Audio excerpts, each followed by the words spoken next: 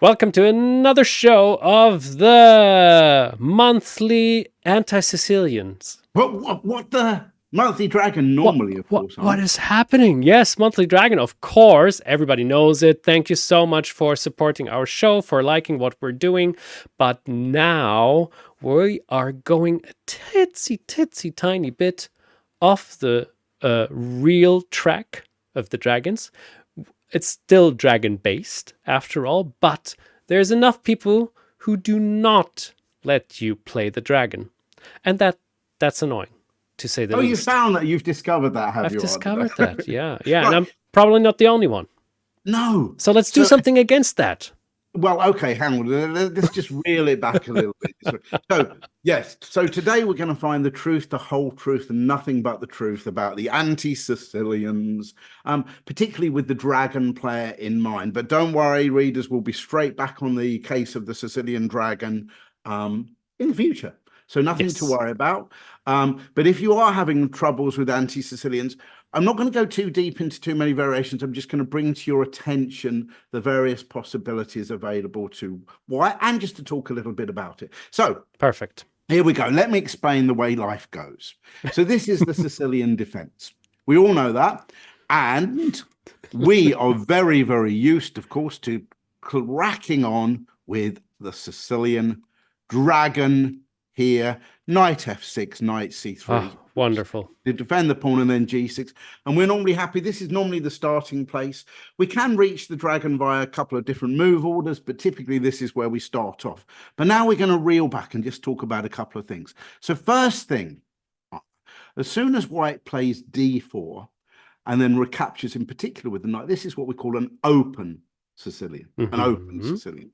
Now, at this stage, the white player that hasn't prepared for their opponent might not know whether their opponent is going to do the Sicilian Dragon or the Sicilian Najdorf, which is another popular line, or the Scheveningen, for example, which is e6, or knight c6, which is known as the classical variation. If in fact we replace the move 2d6 with e6, there's the Can variation, or is it the Pelican variation?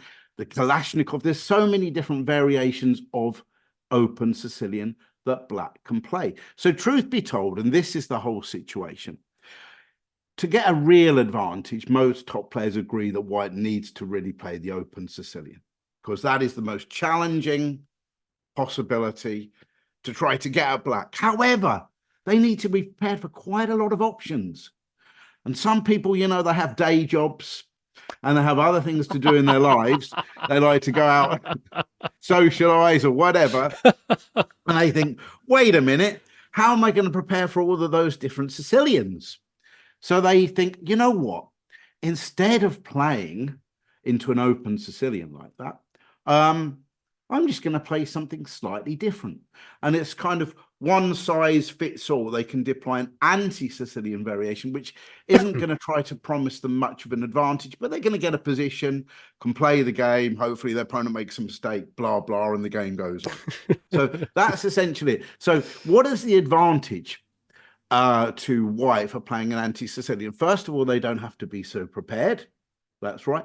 And also, they're more likely to get their variation more often than the opponent. So if they pick a particular open anti-Sicilian, they're getting that every time they face a Sicilian defense, whereas someone playing the Sicilian has to face everything. Whereas if the other way around, a dragon player would get the dragon all the time in an open Sicilian, whereas white players have to face various ones. So the reason for doing it would be, first of all, they don't have to do so much work. The downside is it's generally a bit more boring. So but the fact is, I needed to draw your attention to the possibility. There are also, for example, little move order tricks that you have to bear in mind. So, for example, I remember once I was actually pretty good junior, and I remember my opponent played knight c3, and I thought, oh, you know, I'm going to just fianchetto my bishop, g6. White played d4, took. I was expecting knight takes, and they suddenly took with the queen. So, And s- Chris, can I quickly yeah. shall we flip the board from a Sicilian, or is it Oh, on purpose that you show it from a well, white perspective? I'd purposefully, you know what? This is what we're going to do. I purposefully done it from a white perspective, Well but done. I just think like I that, we're learned going to switch something. it now. We're switching it now, just as you've got the lousy position for black. Thanks very much. I've had this position once in my life, and that was once too many, I have to tell you. So the whole idea is now the queen is attacking the rook, and it's actually quite awkward to defend because if knight to f6, white goes pawn to e5, and it's horrible. So yeah, there's a few little things you do have to consider as black that aren't just getting into a Sicilian dragon. So first things first, lesson number one is that the open Sicilian is d4 takes and then knight takes. Queen takes here is also a possibility, by the way, and you can say, well, why would you bring the queen out when we can just attack it? But then bishop to b5, white's prepared to give up the bishop for the knight. This is kind of in between. It's neither really an open Sicilian as we know it, and it's neither really an anti-Sicilian. It's kind of stuck in the back to the anti-Sicilians. And generally speaking, then the anti-Sicilians are where white doesn't go for a swift pawn break of d4 with the plan of recapturing with the knight. He might go for d4 when he has a pawn on c3 with the aim of recapturing with the pawn and building up a big pawn center, but this is the way it goes. So let's talk you through a few of the variations. So first of all, we know as being a dragon player, here we have to play d6. If we were to play knight c6, then white's going to be able to erect what we call a Maroczy bind. That might be an accelerated dragon. So d6 is all important. So now let's tackle the first of our anti-Sicilians and the one which winds me up the most. Okay, Yeah. so here we go. Bishop to b5, check. Everybody, Now, you can write in the comments how much you hate this move if you love the dragon as much as we do. you know, interestingly enough, on one of the previous games, I think it was one of the games I played that was annotated here. I played the move 2g6 as a kind of move order, and we ended up in a dragon. And I noticed one of the comments was, "Oh, it's interesting how he's deployed that move order." And that's why I Uh-huh. did it to avoid this, but that does open up a couple of other possibilities. Yeah. So strictly speaking, you can't really do it. So you're in check. The rules of chess dictate that we have to get out to check, and I wouldn't block it with the queen, which leaves basically two other options. So essentially, what happens here? Let's supposing we block with the bishop. White trades off. Now, you could say, well, hang on, who exactly is gained out of swapping those pieces? Well, if white claims to have a space advantage at some stage, not immediately obvious here, certainly, then swapping off pieces wasn't to his advantage. But the idea is now white has two types of setups to go for. One of them is to get that bind, which I've just mentioned, which is c4, with the intention of them playing d4. And we have here the Maroczy bind controlling this. Perhaps not, I mean, it's still kind of frustrating, this type of system. I'm not going to lie for white to play, but it's maybe not as ambitious as when there's more pieces on the board, i.e. the light square bishops, because black has a bit more room to maneuver and quick access to the c file because there's no longer a bishop on c8. Alternatively, white just castles with a view to actually trying to build up with c3 and go pawn to d4. So, for example, knight f6 attacks the pawn, white plays rook e1. Now, this is what I really, my first lesson I want to bring to your attention is you have to get into the mindset now of you're facing an anti-Sicilian, you're not doing a dragon. So I think this is one of the most important lessons because since I learned the dragon quite recently, a little bit better, I always want to go g6 now, yeah, bishop g7, and king castling, and whatever happens. And that is not clever, as you just mentioned. the problem is if you do this now, white basically will get these pawns in the middle of the board, and you could suddenly end up getting squashed at some stage here or here. And at the very least, of course, white's just got nice development. You're not going to be able to attack your opponent's king as you do when they castle queenside, and white's just got a space advantage. So really, the fact of life is that you can't now go for a fianchetto. There are some other systems where fianchetto, as we're going to see, is perfectly reasonable, but you can't do it here. So therefore, you probably have to change tack. Probably e6 is a sensible move here. And when white plays d4, you can take, and immediately, before you get squashed, advance your pawn up to d5. Now, you could say, oh, my word, I don't play the French defense. Get that thing out of my face. I don't even want to see it, right? But it's a good kind of version of the French defense because you don't have this what's typically a lousy bad bishop locked in on c8. And now you're attacking here. If white takes, you can recapture with the knight, and there's an isolated pawn. So white will generally advance this. And the knight has got the option here. You can hop into e4. That's perfectly sensible. Actually, when I used to get this position quite a lot, I even dropped my knight back to g8. And you could say, Chris, what is that all about? You're supposed to be getting your pieces out, not putting them backwards. But the idea is the centre's blocked. There's not much going down. No, I'm not going to be in a big hurry to castle, and I'm going to keep more pieces on the board and maybe maneuver my knight either to f5 or round to c8 and b6. I remember I used to have some nice games where my opponents would go a3 and b4, and suddenly my knight would find itself a nice outpost on c4.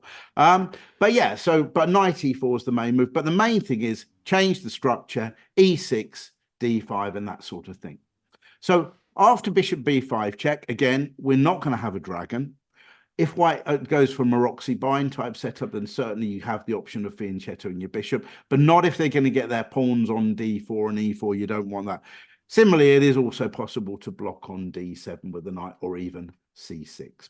So there we go. That's the Rossolimo variation. That's bishop b5 check. But the daddy of all anti-Sicilians really is the move c2, c3. The Sicilian c3, where white makes it very clear what his intention is to bring the queen to a4. No. It's to go pawn to d4, get those pawns nicely in the middle of the board. And again, then, you'd look like a right lemon if you just said, no, dragon style, I'm going to fianchetto my bishop. And then really, I mean, it's possible to play like this, but come on. White's got pawns in the center. You're going to be a little bit squashed. We can't deny white has a comfortable advantage in the C3 Sicilian. So what? Oh, no, I hear you asking, what exactly are we supposed to do against the C3 Sicilian? I don't know. Please tell us, Chris. You're getting the hang of this now. Okay, so the idea is we can't just allow white to get those pawns, so we have to do something to disrupt it. So first and foremost, probably the most popular line is for black to strike out with d5. The point being, if white played e5 here, we get a good version of a French defense because our bishop can come out to play rather than getting stuck on c8. And this would be a nice French defense for sure. That's like a French Caro-Kann even, or something similar. Yes, yeah. Well, it's exactly, you know what? It's a good version of that Caro-Kann where, of course, black does get the bishop out to f5, and then they end up going c5, having already moved their pawn to c6. So it's got like a tempo up on that. I'm very impressed with that knowledge there, Anna, I just have to say. Now, so white will take this pawn on d5 and we'll recapture. And the whole idea is that the queen is safe now because white, of course, put that pawn on c3 and can't attack it. White will play pawn to d4. And from here, black has a variety of setups. It's possible to go for a fianchetto if you want, or, for example, play a system which changing the structure again, where you get your bishop out and your pawn to e6, followed by, for example, playing knight c6, getting your pieces developed like this. Very plausible. But again, doesn't look anything like a dragon. We're an anti-Sicilian. This is the c3 variation. So d5, I would recommend probably as being the best possibility here. Alternatively, though, the other main option is for black to play knight f6 straight away and say, you're not going to get your pawn to d4 here. Why are you not going to get your pawn to d4 here? Because you need to do something about this here. When something's attacked, what do? You either defend it, you remove the pieces attacking it, or, of course, you advance it, as is the case here. And the knight can slide into d5, and then white gets d4 here. So you could say, whoa, Chris, you just said we're not supposed to allow those pawns to come to d4 like that. But at least now we've found quite a nice home for our knight on d5. And we're going to strike back at the center later in the game. Theory, for example, knight f3 is played because this pawn is pinned to the knight. Knight to c6. And white usually decides between carrying on attacking the knight or recapturing back here. So, for example, for here, black would strike out with d6. probably a good version of a kind of Alapin defense, I Hmm. would say. So yeah, so against the C3 Sicilian, I would highly recommend either striking out with D5 or playing knight F6 to attack that pawn. But please, please, please, none of that G6 type thing. It's interesting how the Sicilian or the Anti-Sicilians, for now at least, Yeah. move into the French, the Caro-Kann, even the Alekhine, even the Queen's Gambit, kind of a little bit. It's funny how it like Yeah, I wouldn't use the word transposes though, because they okay. certainly don't get into the exact. Well, I mean, I say that it is possible for black actually to play E6 here as a possibility, D4, D5, Hmm. E5, and then we would actually have a direct transposition to the advanced variation of the French I defense. see. Yes. Yeah. But No. No. generally speaking, black doesn't need it. You get similar formations and structures, but you don't have to get direct transposition. Yes. And That's why would all. you Yeah. want to generally as black? Because for all we know, white might be an advanced French defense player, probably very likely. And black, why should you have to learn the French defense and the Sicilian defense? That seems really harsh. So probably I wouldn't recommend that line there. So similarly, and you could say, what do you mean similarly, is white could actually play D4, not with the intention of taking back with the queen, but playing C3. Yeah, I like that too as white, to be This honest. is called the Mora Gambit. And that has a big connection with the C3 Sicilian. And the reason why is because, of course, black now has the chance of, well, giving the pawn back if they want with D3, or accepting the gambit on offer with D takes C3, or striking out with knight F6 attacking this pawn. Pawn has to really go back to E5. And actually, we have a direct transposition to that C3 Sicilian. So when white plays the Mora Gambit, he has to be prepared to be familiar with the C3. But likewise, black, if they were playing the knight F6 move, they could do this if they wanted to, rather than grab the pawn. Some people will have different views on accepting the Mora Gambit. Some will be, well, a pawn is a pawn. Thank you very much. I'll have that in the bag. I'll swap off the rest of the pieces. I'll win the end game. Bit tedious, but you know, a win is a win. I'll have it. Thanks very much. And others will go, whoa, why should I accept that pawn and give my opponent an initiative and let him have all the fun? No way, not doing that. So we have, yeah. So there we go. I mean, whilst we're on the topic of gambits, I wasn't going to go quite so soon, but white also has the chance to do, for example, the wing gambit. B4. Wow. What are we going to do about that? Well, the idea is after taking, then he goes A3. So he wants to basically get swift development of the bishop over to A3, plus nice pawns in the middle of the board. I remember seeing one game which went horribly wrong for black, though, for white actually. Black played D5, which makes perfect sense given that the knight can't good, come yeah. to C3. And after pawn takes pawn, oops, that was a little bit embarrassing for the rook in the corner. That was a little bit embarrassing for the rook. So that's B4. It's called the wing gambit. Not super popular, but definitely a possibility. I've had people, you're not going to believe this. I've had this a few occasions white playing A3, so they're looking to do kind of delayed wing gambit, if you like. And this is ridiculous. I've had a game which I've decided, you know, if you're going to go B4, I'm going to go G6 so that I get a little tempo against your rook here. I have zero intention now of taking this pawn. And white went rook A2. And what sort of game of chess is this? Completely nuts. So, and I wouldn't be taking that pawn on B4, probably just D6. Because if we did have a trade here, at least black has got nice control on that D4 and a half open D file, and that rook looks a little bit silly. Bishop E6 comes close to winning it at some stage. Not with, but yeah. So we spent too much time on the delayed wing gambit. I think that was about 10 seconds too long, which some people are going to say they'll never get that time back in their lives. So there we are. Now, let's talk about this. So we've talked about the daddy, which is the 2C3. What also possible is white to play 3C3. Mm-hmm. Well, and you could say, well, what's the difference? Well, there's quite a few differences because first and foremost, black can hardly play D5 now and be a whole tempo down. You can't really play like that. And white is threatening to get that pawn to D4. So what can black do about that? Well, obviously, if black just plays knight C6, white's got more on D4 and will put their pawn to D4 to sweet.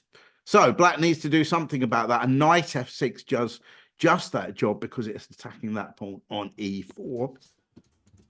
Which the funny thing is, we have this little kind of like, well, a catch-22 type situation where the knight wants to take the pawn, but the queen check means that's I not fell for it. You fell for it. Do you know what? That's what I love about working with you. You're so honest. In your situation, I probably would have kept that to myself. Right.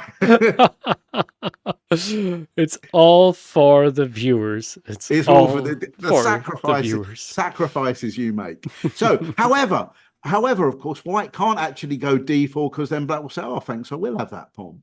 No, I'll take it. Yeah. So let's see. So I used to know this as the Basman system. Michael Basman, who was an English international master, bishop e2. So again, we can't take that pawn.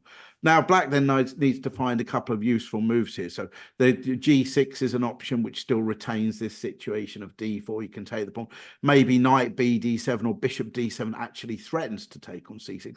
But another sneaky trap is after knight c6, white can play d4.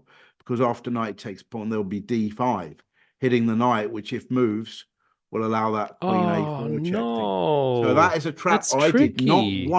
I did not want you to fall for that trap, Anna. So there, I brought that up. Thank you. So I do seem to call it. Actually, this is an interesting gambit line. There is a way after d4 here. There's a variation still that black can take this pawn. Still the same trap, but black has to really do some radical things in order to do it. For example, here check, and then black can actually sacrifice more things. So, for example, this is a crazy variation, something along the lines of this: check, bishop d2, and I'll have some more pawns. And here, take my pawns is basically what it's saying. Something like this is a check on b5 and, yeah, grabbing some pawns. I'm not really too keen on grabbing lots of pawns for no development myself in general. So I wouldn't recommend knight c6 at all, but c3 is a little bit tricky. Alternatively, after knight f6, the Kopek system sees white play bishop d3, which, let's face it, looks like a completely ridiculous move.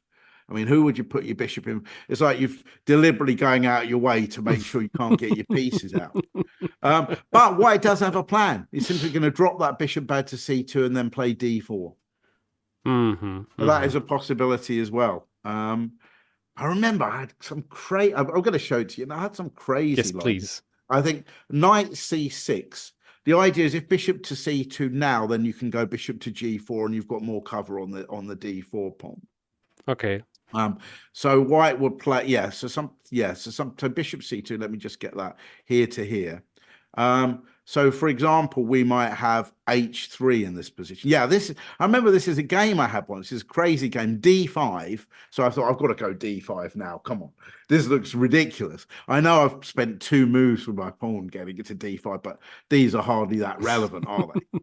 So white played e5 now, and I played knight d7. And then white thought, well, I'm going to do a thematic e6 pawn sacrifice, which is very good disruptor normally. I say normally, but of course, white hasn't quite got the backup there. So I had a game here, pawn takes pawn, white knight to g5.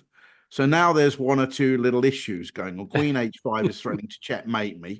That pawn's on Prix, this pawn's on Prix. But I had it all under control. So I played knight f6 now to stop that. And we had, this is it. Bishop takes, was it bishop takes pawn or knight takes pawn? I think it was bishop takes pawn, yep.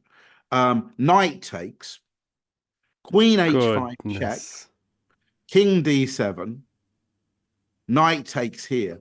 And I was the one that now did the sacrificing. b6. So this is a bit of a pin here. But white, of course, could unpin in order to win my rook. But then I play bishop a6. And all of a sudden, this looked terrible. And not only that, I got to put my bishop on this delightful square that was completely paralyzed white's pieces. That's called the anti-Kopek. Because your bishop is on that spot now. Exactly. So that's it. That's it. Everything's turned around. So my bishop came to. So I remember that. Now, funnily enough, this is the beauty of it. So if I return to the concept of anti-Sicilians, many years ago, many years ago. Was it even before chess base? I can't remember, but many years ago, I made a little production on the Anti-Sicilian. Hmm. It wasn't a download, it wasn't a CD, it wasn't a DVD, it was a video cassette, VHS, slow I kind of cassette, I chunky need thing. that in my life, And please. it was an anti-Sicilian. But you know what? I did a whole repertoire for Black there. But I'm pretty sure that repertoire there still stands good today, which Uh-huh. you wouldn't find in the Dragons. Everyone would be writing in complaining, going, come on. This is, this has been refuted 15 years ago or whatever. But those anti I'm pretty sure they're all good, actually. So, yeah, so there we go. So that is the Copex system, N3C3. So let us return to the Sicilian defense. And we're going to move on to the next thing. And something you discovered, which is white does not have to go knight f3 at all and can play knight to c3 and decide that, you know what, they're not going to go for d4. What they might well do is deploy this pawn up to f4. It Now, happened in the majority of all the Blitz games I played. This yeah, was one of the most popular moves. I couldn't believe it. People yeah. are scared of the dragon since we have our show. Yeah, that is one way of looking at it. And if you think that's going to boost the ratings, then that was a very wonderful thing to say. But I've also given my other explanation as to why white play knight c3, which you can choose to ignore if you want. But the whole thing about not having to face the Najdorf, the Pelican, the Kalashnikov, blah, blah, blah, also stands good. Yeah, but let's just say for the sake of argument, to avoid the dragon. Now, okay, so knight c3. So the whole point is then, this is where I gave you a top piece of advice, you might remember, that you totally decided to ignore ahead of your tournament, which is why the move knight c6, in my opinion, is better than the move d6. Yep. Now, let's just stop here for a second. So when white plays knight c3 here, typically that's because white's either going to try to play what we call a kind of Grand Prix attack type system with f4, or just a closed Sicilian setup where they're going to fianchetto that king's bishop. So, for example, if we had, let's talk. Well, I'm going to show you. This is going to bring back some bad memories. I hope you're going to be able to sleep after this. But let's talk. Let's talk about d6. And the reason why I prefer to go knight c6 about d6, in a nutshell, is because you keep your option open with this pawn. At the moment, you're going to think, oh, I don't understand. I don't understand what you're saying. The fact is that a Najdorf player, however, can't afford to commit their knight to c6 because white could switch back to an open Sicilian and then their knight is on the wrong square when they play. So we have that luxury of being able to go two knight c6, whereas Najdorf players don't have quite that same privilege. So d6, and what we have here is the move f4. Okay. And then, for example, someone I know not too far from here had a game similar to the. Oh, right, it was you. Right. So knight to c6, knight f3. I need to quickly, if you don't know what I'm talking about, I made a video on this YouTube channel. It's about me having a journey of winning a tournament, and this was kind of one of my games, not particularly the whole game. You'll get to see it in full analysis detail after all, sooner or later. But yeah, of course, I had to show it to Chris, and he was like face slapping. But yeah, now I know. Now I know. What you know is that learning the dragon on its own isn't sufficient because there's going to be some killjoys out there. Yeah. Quite a lot probably that will play anti-Sicilians. Now, let me show you. I've literally just fabricated some moves, and the people aren't going to be too impressed. But g6 fine, and bishop c4. So this is the idea of the traditional old Grand Prix attack, I would say. Bishop g7 and castles, and knight coming out to f6. Similar sort of moves that you had in your game. Maybe you had this exact position even, and castles.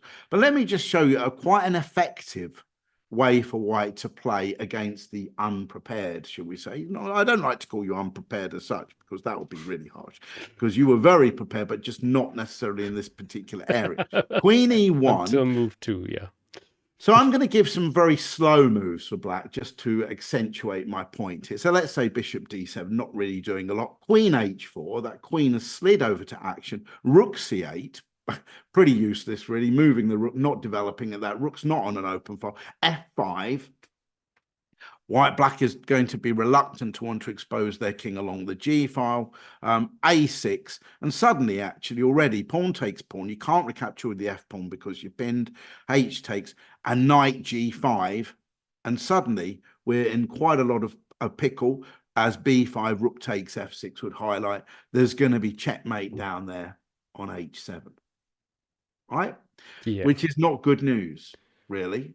That didn't exactly happen to you, but it's a similar kind of concept of the attack of the queen coming to H1, the pawn going to F5, which cramps black and threatens to bring the rook into action via the F file. So rook takes F6. So we generally, the idea is we don't want that sort of thing appearing in our games if possible.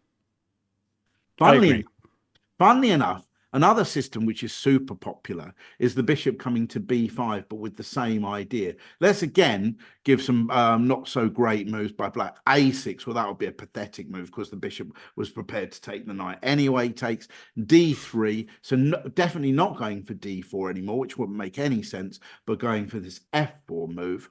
G6, let's say the case of a fianchetto. Let's say we get very similar moves with the queen e1, queen h4, bishop d7, terrible moves. F5, black's faffing around, this time with bishop h6 coming into play as well. There's no pin along this diagonal because, of course, there is no light square bishop there. But bishop h6, let's say black finally gets a rook on a half open file, knight to g5, and we're having exactly the same sort of thing, but frankly, it's still checkmate on h7. Yep. Now, this whole thing, which I shouldn't really let the listeners into our little situation, but of course, when you went back, you noticed that I had forewarned you about this sort of possibility in a WhatsApp message, and it happened. It was like some sort of premonition, wasn't it? Of the, don't worry, the world isn't going to be destroyed, but you may well get checkmated like this if you don't pay any attention. Anyway, so here we go. So this is it. So a couple of things. So for example, after bishop b5 here, I would highly recommend putting your knight to d4 and not allowing that doubling of pawns, for example. Then you could either go for a fianchetto or you could change your structure with e6, whichever you'd prefer. Now, of course, we have skipped the point which you really wanted to know is, Chris, you still haven't really told us what to do against the Grand Prix attack. Well, the idea is that if instead you play knight c6 and go for a fianchetto now, let's say white plays, white plays f4 exactly in the same way, g6, knight f3, bishop g7, and bishop c4, looking for the same thing. The whole idea is we can now go e6, knight e7, with a view to being able to go d5, blunting, so this bishop doesn't get any sort of action along that diagonal at all. Okay. So the important concept, and something which is really, really useful to know, is the whole idea of that when white plays the pawn to f4, it's strictly speaking, these days it's not necessarily the case, but I always learn that when your opponent gets the pawns like this, it's actually quite a good idea to put your knight on e7. It's a better track to go to. And we're going to see that in a second in the closed Sicilian. So, for example, definitely think about putting that knight on e7 when they put their bishop to c4. Now, of course, whenever you go here, you always have to be aware that you don't want a white knight appearing on that, and you definitely don't want white getting a half open file now. But of course, at the moment, we have more than enough pieces controlling d4. So yeah, white can't get away with d4 anymore. That's important and really, really good because, yeah, d4 is often an option. I think it's even sometimes played now as a gambit, kind of. Yeah, mate. Well, I'm not so sure. There definitely are situations where that might happen. But one thing's for sure, of course, if they tried to play bishop e3 here now, with a view, yeah. So, for example, if they could castle and get in d4, there'd be a big gap. But of course, now they're just opening themselves up to being forked over here with d5 and d4, dropping nice material. Yeah, true. So they can't really do it. So we're going to come back to that in similar theme, because now we're moving on to what we call the closed Sicilian. which is pawn up to Also had that. g3. I had it all. Yeah, so we have here pawn to g6, bishop to g2, bishop to g7. Now, you could, of course, say, well, what is the point in white fianchettoing their bishop? They have perfectly good other options. But okay, it's not going to be hunted down there, and they might still have the idea of going f4 and knight f3 and what have you. So again, even here, one of the main ideas for black is to go e6 and knight e7. But a disaster would away if you allowed this to happen. Let's say we had this sort of structure here, and you allow white to play d4, then this would be a problem because you're going to have problems back here on the d6 pawn. That pawn is going to be, it's going to come in for a bit of grief a little bit later in the game. So you do have to make sure if you're doing this that you're able to block that square with your knight as soon as possible if that happens. So even for example here after d3, if you played e6 and white played knight g2 and you went d6 and they went bishop e3, you'd have to drop that knight straight into d4. The point being, they can't take with the knight because they get forked, and if they don't want to take on d4 because that bishop is such an important bishop. Always recapture with the pawn. You're going to have a half open c file. You're going to have a dark square bishop, which is going to dominate the dark squares. So that's very important that if you go e6 and knight e7, you don't allow white to play the move pawn to d4. Is it compulsory to go to e6? Absolutely not. You could go d6, but as I've mentioned before, one of the ideas is not necessarily to put the knight on f6. Again, e6 and knight e7 is absolutely fine. Or another very plausible way to play the game is to just say, you know what, I'm not going to develop my king side for now at all. And I'm just going to get on with a bit of queen side expansion, rolling your pawns down here to get it. And then actually you have a decision a little bit later. You can try and move the knight to either f6 or to e7. Yeah. So, yeah, so this is the closed Sicilian. And you know what? We're literally covering most things. If white played f4 straight away, you think, well, hang on, that's closely resembles the Grand Prix attack. But actually, it's not supposed to be so good here because d5 is recommended as a good move for black. Actually, and after e takes d5, rather than take back with the queen, knight f6 looks to regain this pawn here. That's why anybody that's even going to play the Grand Prix attack, they all go knight c3 first. Good point, yeah. And, you know, and we've covered most of them. Are there other systems black could play? Well, white could play d3 here. Doesn't look that super ambitious, and then go g3. But again, we have perfectly reasonable options in fianchettoing the bishop. In fact, the beauty is most of these anti-Sicilians with the closed Sicilian ideas with knight c3 and f4 involve black playing g6 and bishop g7, fianchettoing that bishop. And whether you even non-dragon Sicilian players would still play in that manner. So whereas dragon players might have the advantage of the feel of that dragon bishop along that diagonal and the pressure it can exert against white's queen side. So, do you know what? We've pretty much covered most of the lines in Sicilian. So this is it. My main thing I wanted to basically reiterate is, unfortunately, white doesn't have to play the open Sicilians. Good, strong players will. Yeah, absolutely, for sure. But let's just feel a little bit of sympathy for the average club player that plays e4 with white and then has to face the Sicilian, because he's going to think, what am I going to do? Am I going to, put the hard grind in, or should I just play c3 and play a few sensible moves? Well, Chris, honestly, you have no idea how valuable this show was today. I think I really learned a lot.